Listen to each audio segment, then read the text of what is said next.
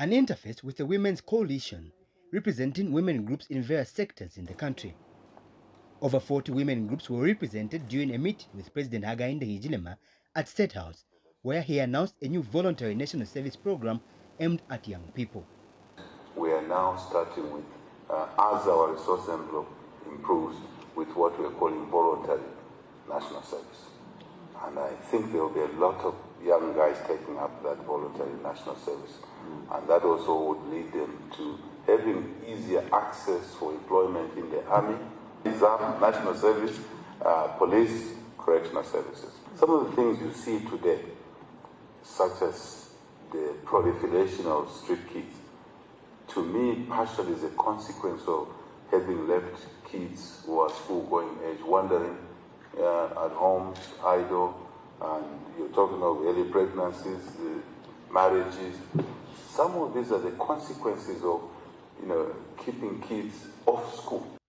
The president also challenged the women's movement to lead the way in promoting a culture of hard work among citizens. We must work differently and work as a team and bring different skills, different capabilities and experiences to the table.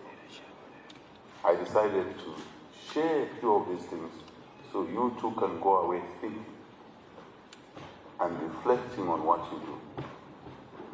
And I think we will be a better society, a better team if we look at things that way.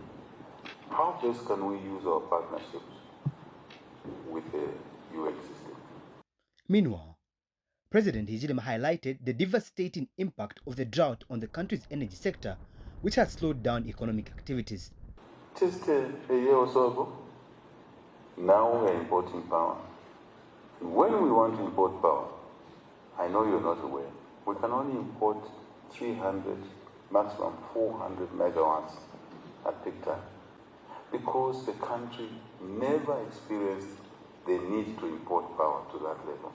And therefore, our evacuation capacity, the road through which you can move power from the surplus in Mozambique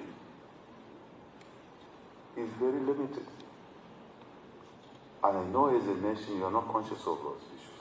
But because I'm glaring at these issues every day and we're looking for solutions, how could we not think of the transmission capability to be sufficient? Because we were aspiring to develop more power, sufficient and surplus, isn't it? What do you do with the surplus? You export. So even if we were to export, if we had 1,000 megawatts to export, we can't. Because we can only export at peak time, maximum 400 megawatts. Serious issues. At the same gathering, Gender Division Permanent Secretary Mainga Kabika expressed gratitude to President Hichilema for prioritizing gender issues and engaging directly with the Gender Coalition. On behalf of Gender Division and the entire gender machinery, for making this meeting possible.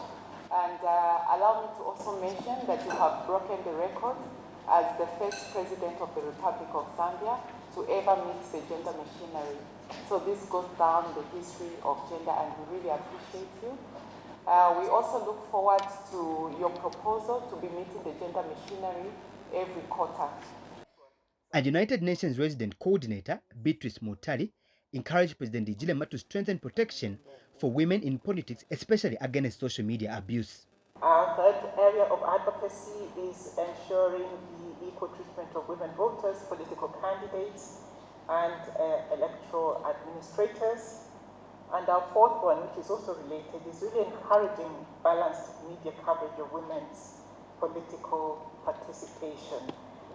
No sustainable development without gender equality, or ending any harmful practices that affect both men and women. And I think this all applies to the 8th National Development Plan and also the achievement of the Sustainable Development Goals. What I've also heard, and what we know, it's a combination and dual approach between gender mainstreaming and the importance of addressing gender equality as a substantive. President Hichilema concluded the meeting with a proposal to create a small working group dedicated to addressing gender-related challenges. Masauso Mukwayaya, ZNBC News, State House, Lusaka.